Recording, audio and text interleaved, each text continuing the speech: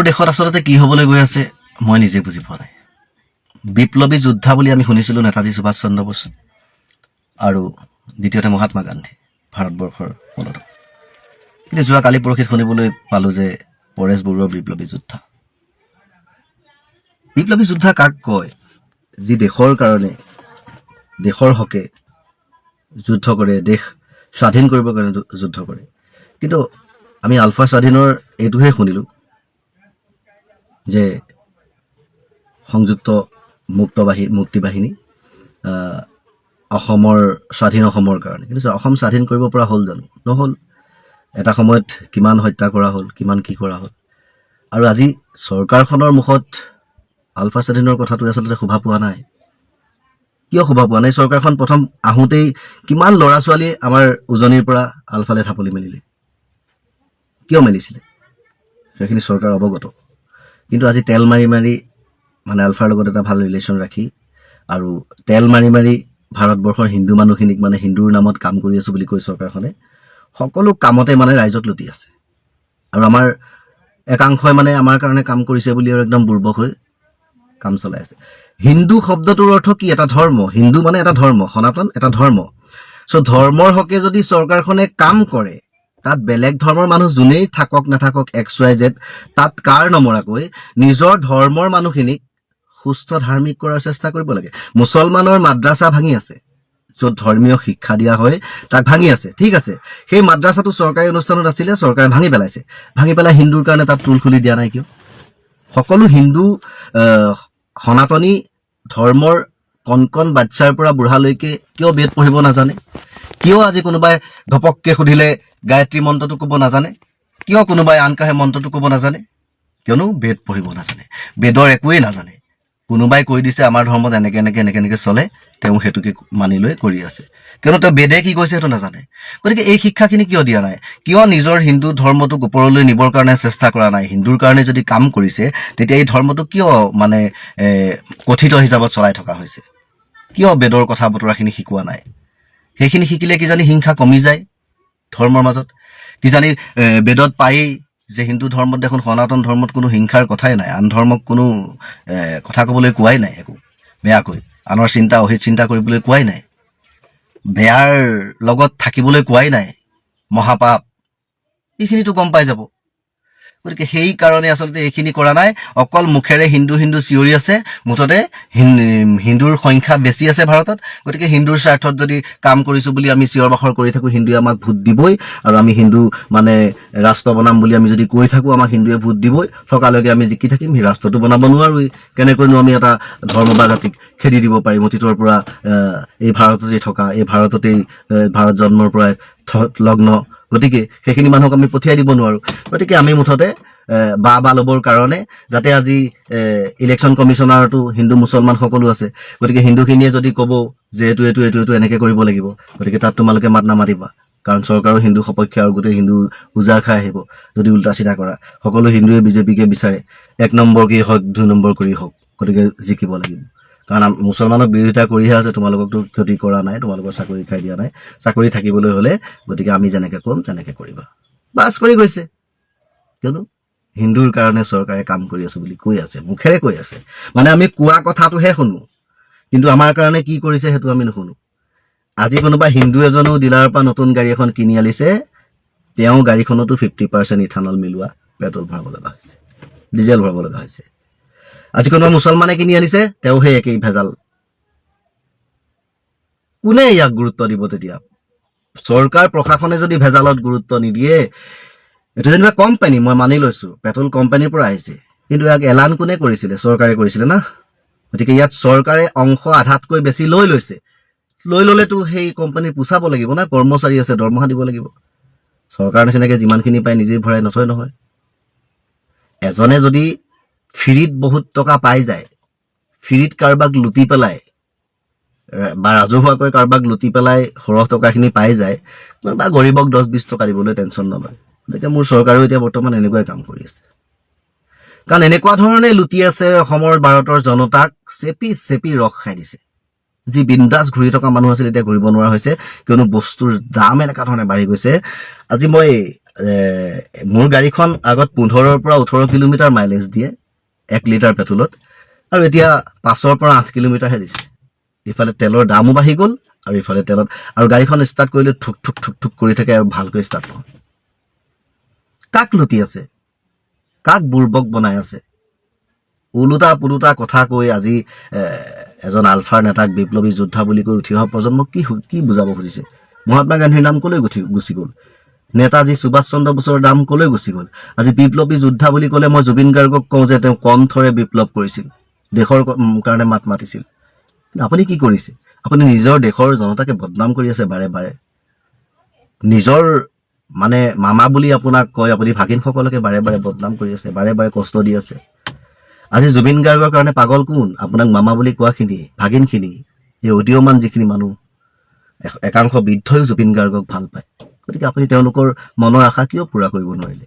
তেওঁলোকৰ ন্যায় কিয় দিব নোৱাৰিলে? আজি সেই জুবিনৰ হৈ আপুনি বেয়াকৈহে মন্তব্য দি আছে এতিয়াও। আৰু আপুনি জুবিন গাৰ্গৰ ফটো আঁকিবলৈ পৰ্যন্ত মানা কৰি দিছে। কাৰোবাৰ মনৰ এটা হেঁপাহ, সেইটো আপুনি শেষ কৰি পেলাব খুজিছে। কিয়? মানে জুবিন গাৰ্গৰ নাম পৰ্যন্ত নাইকিয়া হৈ যাওক। সেইটো কেতিয়াও কৰিব নোৱাৰি অসমীয়া সমাজৰ পৰা। অসমীয়া সমাজৰ যিসকল প্ৰকৃত অসমীয়া হয়, প্ৰত্যেকৰ তেজত জুবিন গাৰ্গ আছে, কেতিয়াও মচি পেলাব নোৱাৰে। কাৰণ যি জুবিন গাৰ্গে আজিও জীয়াই থাকিল হয় যদি অসমীয়াৰ কথা চিন্তা কৰি অসমত নাথাকিল হয়, অসমীয়াৰ মৰমত যদি অসমত নাথাকিল হয়, জুবিন গাৰ্গক শত্ৰুৱে কেতিয়াও মাৰিব নোৱাৰিলে হয়। আৰু আপোনালোকৰ কোনে কি কৰিছে জুবিন গাৰ্গক বিচাৰি ফুৰিবলৈও পাপন মহন্তৰ নিচিনা সময় নাথাকিল হয়, আৰু তেতিয়া শত্ৰুতাও নাবাঢ়িল হয়। কিয়নো দেশৰ জাতিৰ হকে মাত মাতি আজি জুবিন গাৰ্গ হেৰাই গৈছিল, আৰু ইয়াৰ ভুক্তভোগী এদিন অসমীয়া হ'বই, বুজি পাবই যে জুবিন গাৰ্গ হেৰাই কি হ'ল। আজি জুবিন গাৰ্গ নথকাৰ কাৰণেতো আজি সদনত মানুহ বান্দৰৰ বাচ্চা বুলি ক'ব পাৰিলে। জুবিন গাৰ্গ থকা হ'লে লগালগ উভতি ধৰিলেহেঁতেন। বহুত ডাঙৰ ডাঙৰ কথা মন্ত্ৰী এম এল এ ক'ব পাৰিছে, আজি পৰেশ বৰুৱাৰ ফটো লগাবলৈ ক'ব পাৰে। জুবিন গাৰ্গ থকা হ'লে কিন্তু লগালগ উভতি ধৰিলেহেঁতেন, কিয়নো ঘেণ্টা কাকো খাতিৰ নকৰে। এতিয়া উভতি ধৰা মানুহেই নাই, সেইকাৰণে যাৰ যি মন তাকে কৰি আছে। গতিকে এই কথাবিলাক আমি আচলতে সুস্থ বিবেক থকা মানুহবোৰে বুজি পাব লাগে। আমি যদি তেওঁলোকৰ কথাতেই সহমত হৈ পেলাই আমি সেই ভুলকে কৰোঁ, আমাক কিন্তু পাপে চুব। গতিকে পাপেটো চুবই, আৰু নিজৰ অনিষ্ট কিমান হ'ব সেইটো নিজেও গম নাপাব। গতিকে এবাৰ ভাবি চাব, এই ইলেকশ্যনত ভোটত জিকিবৰ কাৰণে হিন্দু হিন্দু কৰি থকা হৈছে, কিন্তু হিন্দুৰ স্বাৰ্থত একো কৰা নাই। আজি যদি গাঁৱে গাঁৱে প্ৰত্যেকখন গাঁৱত এটা এটা ট্ৰুল সাজি দিলেহেঁতেন, চৰকাৰী ট্ৰুল হিচাপে, যে মুছলমানৰ মাদ্ৰাছা আমি ভাঙি দিছোঁ, আমি ট্ৰুল খুলি দিছোঁ, আমি হিন্দুৰ স্বাৰ্থত কাম কৰিছোঁ, প্ৰত্যেক ঘৰ সনাতন হিন্দুৰ ধৰ্মৰ ল'ৰা ছোৱালীয়ে তাত গৈ শিক্ষা গ্ৰহণ কৰিব লাগিব, ধৰ্মীয় শিক্ষা, ধৰ্মীয় কিতাপ পঢ়িব জানিব লাগিব, সংস্কৃত ফৰকে ক'ব পাৰিব লাগিব। তেতিয়াহে মানি ল'লোহেঁতেন যে হিন্দুৰ স্বাৰ্থত কাম কৰি আছে। ঘটিটো এইবিলাক মিছা কথা, একোৱেই কৰা নাই। সকলোৰ কাৰণে সমানেই কৰি আছে, মাত্ৰ মুখেৰেহে হিন্দু হিন্দু বুলি কৈ আছে, বাকী একো নাই। আৰু একাংশ মগজ নথকা উটঙাই দিছে, য'ত ত'ত গৈ ক জয় শ্ৰীৰাম ক, কাৰোবাক বুঢ়া মেথা চাবলৈ নাই মাৰিছে, অপমান কৰিছে। মানে নিজৰ ধৰ্মটোত কেনেকৈ হানি খুচি মানে ধৰ্মটো নষ্ট কৰিব খুজিছে সেইটো তেওঁলোকে জানে আৰু বুজি পায়, আৰু সেয়া আপোনালোকেও বুজি পায়। গতিকে সকলোৱে এবাৰ বিবেকেৰে চিন্তা। মন্ত্ৰী মহোদয়ে তেখেতৰ যি সংবাদমেল শেহতীয়াকৈ দিলে, সেই শেহতীয়াকৈ দিয়া সংবাদমেলটোত এটা কথা কোৱা দেখিলোঁ, যিহেতু জুবিন গাৰ্গ ডাঙৰীয়াৰ ফটোখনৰ প্ৰসংগত যিটো কথা উত্থাপন হৈছিল যে কোনোবাই যদি বিপ্লৱীৰ ফটো আঁকিবই লাগে, চেগুৱেৰাৰ ফটো অঁকাতকৈ তেখেতে পৰেশ বৰুৱাৰ ফটো আঁকিব পাৰে। এতিয়া কথাটো হ'ল যে আলফা সংগঠনটোৰ প্ৰতি অসমৰ বহু মানুহৰ সমৰ্থন থাকিব পাৰে, বা ৰাজহুৱাকৈ সেই সমৰ্থন প্ৰকাশ নকৰিলেও সেই সংগঠনটোৰ লগত এক আৱেগ জড়িত হৈ বহু মানুহৰ থাকিব পাৰে। থকাটো আমাৰ ঐতিহাসিক দিশৰ পৰাও বহুতৰ কাৰণে তাক ন্যায্যতা দিব পৰা যায়, বা বিভিন্নজনে বিভিন্ন সেই প্ৰসংগত মন্তব্য কৰি থকাও দেখো। কিন্তু এজন মুখ্যমন্ত্ৰী, তেওঁ এটা কনষ্টিটিউচনেল পষ্টত আছে। এখন ৰাজ্যৰ এজন মুখ্যমন্ত্ৰী, আজি হিমন্ত বিশ্ব শৰ্মাদেৱে যেতিয়া মুখ্যমন্ত্ৰী হিচাপে শপত গ্ৰহণ কৰিছিলে, তেখেতে কৈছিলে যে ভাৰতৰ অখণ্ডতা আৰু সাৰ্বভৌমত্বৰ প্ৰতি তেখেত সদায় দায়বদ্ধ হৈ থাকিব। অখণ্ডতা আৰু সাৰ্বভৌমত্ব নষ্ট হোৱা কোনো কাম তেখেতে নিজেও কৰিব নোৱাৰে, আৰু সেয়া তাৰ প্ৰতি তেওঁ দায়বদ্ধ। গতিকে কনষ্টিটিউচনেল পোষ্ট এটা, যিজন chief minister, head of the state, সেইজন মানুহে কেনেদৰে এটা বেণ্ড অৰ্গেনাইজেশ্যনক ছাপোৰ্ট কৰিব পাৰে? মই উদাহৰণ এটা দিওঁ। কিছুদিনৰ আগতে বিভিন্ন ক্ষেত্ৰত আপোনালোকে দেখিব, হয়তো মনত আছে, বৰ্ষাশ্ৰী বুঢ়াগোহাঁই বুলি ছোৱালীজনী, তাই ফেচবুকত কবিতা লিখিছিল। কোনোবাই ফেচবুকত কবিতা এটা লিখাৰ বাবে আষ্ট্ৰবিকা বৰা, যিগৰাকী লেখিকা অধ্যাপিকা, তেওঁ যেতিয়া সহকাৰী অধ্যাপিকা আষ্ট্ৰবিকা বৰাই যেতিয়া এটা সময়ত লেখিকা হিচাপে কিতাপ লিখিছিল, তেতিয়াও তেখেতক আলফাৰ সমৰ্থন আছে বুলি যথেষ্ট হাৰাশাস্তি কৰা হৈছিল, বৰখাস্ত্ৰীকটো এৰেষ্টে কৰা হৈছিল, সেই সময়ত আমি প্ৰেছ মিট দিছিলো। গতিকে আজি যদি যুৱ প্ৰজন্মৰ কোনোবা যুৱক যুৱতীয়ে কৰবাত গৈ ৰাস্তাত কৰবাত ফুটপাথত যদি পৰেশ বৰুৱাৰ ফটো আঁকে তেতিয়াহ'লে তেওঁক এৰেষ্ট কৰা হ'বনে নাই? কাৰণ আলফা এটা banned organisation, unlawful activities prevention act 1967, সেইখনৰ অধীনত আলফাক আচলতে এটা সন্ত্ৰাসবাদী সংগঠন বুলি কোৱা হৈছে। দেশৰ সাৰ্বভৌমত্ব আৰু অখণ্ডতাৰ প্ৰতি আলফা ভাবুকি বুলি কোৱা হৈছে। গতিকে এজন মুখ্যমন্ত্ৰীয়ে সেই যিটো বেণ্ড অৰ্গেনাইজেশ্যন লৰ অধীনত যিটো সংগঠনক সন্ত্ৰাসবাদী সংগঠন বুলি আখ্যা দিয়া হৈছে, যিটো সংগঠনৰ লগত আপুনি ফোনত যোগাযোগ ৰাখিব নোৱাৰে, ফোনৰ লগত টেলিফোনিক বাৰ্তালাপ কাৰোবাৰ থাকিলেও এৰেষ্ট কৰা হ'ব পাৰে, যিটো সংগঠনৰ লগত আপুনি কোনোবা ব্যক্তিৰ লগত যদি আপুনি যোগাযোগ কৰে লগালগ আপুনি UAPA ৰ অধীনত এৰেষ্ট হ'ব, NSA ৰ অধীনত আপুনি এৰেষ্ট হ'ব। আৰু UAPA NSA লগাই যেতিয়া এজন যুৱক যুৱতীক জেললৈ পঠিওৱা যায় তেওঁ বহুত বছৰ ধৰি জেলতে আবদ্ধ হৈ থাকিব লাগে। গতিকে তেনে এটা সংগঠনক যেতিয়া মুখ্যমন্ত্ৰী মহোদয়ে তেখেতৰ চফ্ট কৰ্ণাৰ প্ৰদৰ্শন কৰি কথা কয়, বহু যুৱক যুৱতী আজিৰ নতুন প্ৰজন্মৰ যুৱক যুৱতী যিসকলৰ মানসিকতাত অলপ বিপ্লৱিক এটা মানসিকতা আছে, তেওঁলোকে ভাবিব যে আমিতো তেতিয়াহ'লে পৰেশ বৰুৱাৰ ছবি আঁকো। কথাটো হ'ল যে পৰেশ বৰুৱাৰ ছবি যদি কোনোবাই আঁকে তেতিয়াহ'লে আমাৰ আৰক্ষী আমাৰ প্ৰশাসনে সেই মানুহজনক NSA লগাবনে নাই? সেই মানুহজনক যদি পৰেশ বৰুৱাৰ সমৰ্থনত তেখেতৰ প্ৰতি শ্ৰদ্ধা সহকাৰেও কওঁ, ময়ো যদি আজি কওঁ যে পৰেশ বৰুৱাৰ সমৰ্থনত মই ছবি আঁকিবলৈ যাম, মোকো এৰেষ্ট কৰা হ'ব, আমাৰ বিৰুদ্ধে UAPA NSA লগোৱা হ'ব। গতিকে যিকোনো লত চাওক, আইন সকলোৰে বাবে সমান। আমাৰ সংবিধানে এইটো কথা কৈছে যে ইকুৱেলিটি বিফৰ ল, ইকুৱেল প্ৰটেকশ্যন অফ ল। গতিকে আইন যদি সকলোৰে বাবে সমান, মুখ্যমন্ত্ৰীৰ বাবেও একেখনেই আইন লাগিব।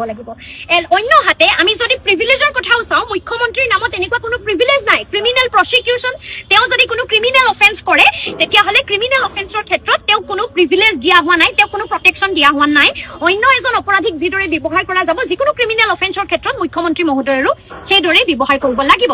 গতিকে আমি স্পষ্টকৈ এইটো কথা ক'ব বিচাৰো যে যদি কোনোবাই জুবিনদাৰ ছবি আঁকে, আজি তেখেতে এইটো কথাও কৈছে যে জুবিনদাৰ ছবি যিখন ছবি দিব সেইখনে আঁকিব পাৰিব। আজি জুবিন গাৰ্গ এজন ৰাজহুৱা ব্যক্তি, তেওঁক ৰাইজে যিদৰে ভাল পাইছিল, যিদৰে গ্ৰহণ কৰিছিল, তেখেতে সেইদৰে মানি লৈছিল।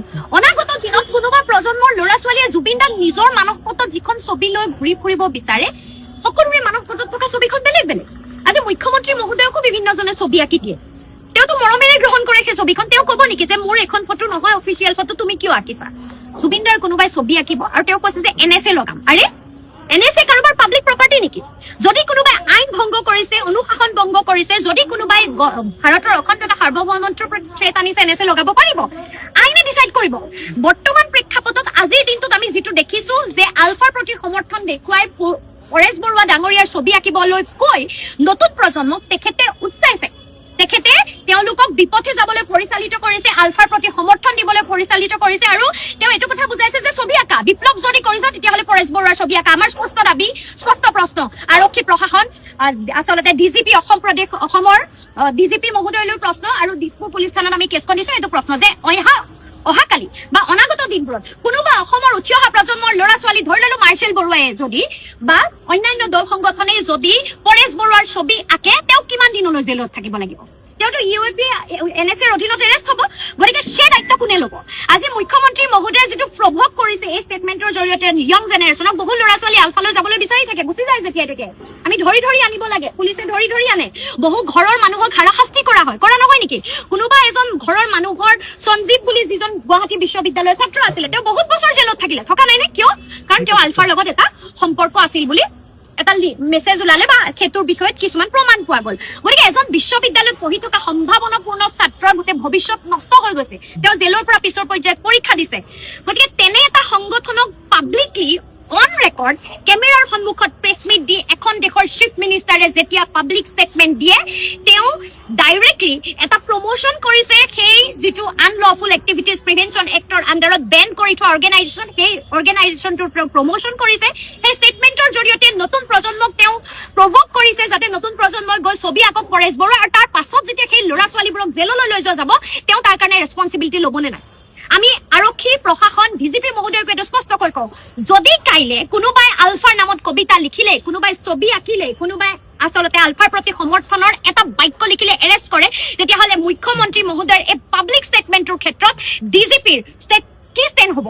অসমৰ প্ৰশাসনৰ, অসমৰ আৰক্ষীৰ কি ষ্টেণ্ড হ'ব এইটো আমাক জানিব লাগিব। কাৰণ সাংবিধানিক পদমৰ্যাদাত এখন ৰাজ্যৰ মুখ্যমন্ত্ৰী হিচাপে যেতিয়া এজন ব্যক্তি থাকে, তেওঁৰ যথেষ্ট দায়বদ্ধতা থাকে তেওঁ যিকোনো আবেগিক কথা বহি প্ৰকাশ কৰিব নোৱাৰে আজি মই ওঠ লোৱা নাই আজি অসমৰ যুৱ প্ৰজন্মৰ শপত গ্ৰহণ কৰা নাই কিন্তু মুখ্যমন্ত্ৰী মহোদয়ে সংবিধানৰ নামত শপত গ্ৰহণ কৰিছে গতিকে সংবিধানৰ নামত শপত গ্ৰহণ কৰি সংবিধানৰ প্ৰতি ভাবুকি অনা কোনো কাম তেখেতে কৰিব নোৱাৰে আৰু তেখেতে কৰিছে গতিকে আমি তেখেতৰ বিৰুদ্ধে এখন এফআইআৰ আজি দাখিল কৰিছোঁ দিছপুৰ আৰক্ষী চকীত আৰু আমি দাবী কৰিছোঁ যে ইকুৱেলিটি বিফৰ ল ইকুৱেল প্ৰটেকশ্যন অফ ল সকলোৰে বাবে সমান ৰুল অফ ল লাগিব লাগে তেওঁৰ বিৰুদ্ধে ক্ৰিমিনেল প্ৰচিকিউশ্যন হ'ব লাগে যদি বেলেগে আলফাক ছাপৰ্ট কৰি ছবি আঁকিলে কবিতা লিখিলে NSA লাগে UAPA লাগে তেন্তে মুখ্যমন্ত্ৰীৰ বিৰুদ্ধেও লাগিব লাগে আৰু তেখেতে এনেধৰণৰ কাম কাজৰ পৰা বিৰত থাকিব লাগে পঞ্চতাৰকাযুক্ত হোটেল খুলিবৰ কাৰণে সেই খিলঞ্জীয়া চাহ জনগোষ্ঠীয় লোকৰ মাটি অধিগ্ৰহণ কৰিব খুজিছে আৰু তাৰ প্ৰতিবাদ কৰাৰ কাৰণে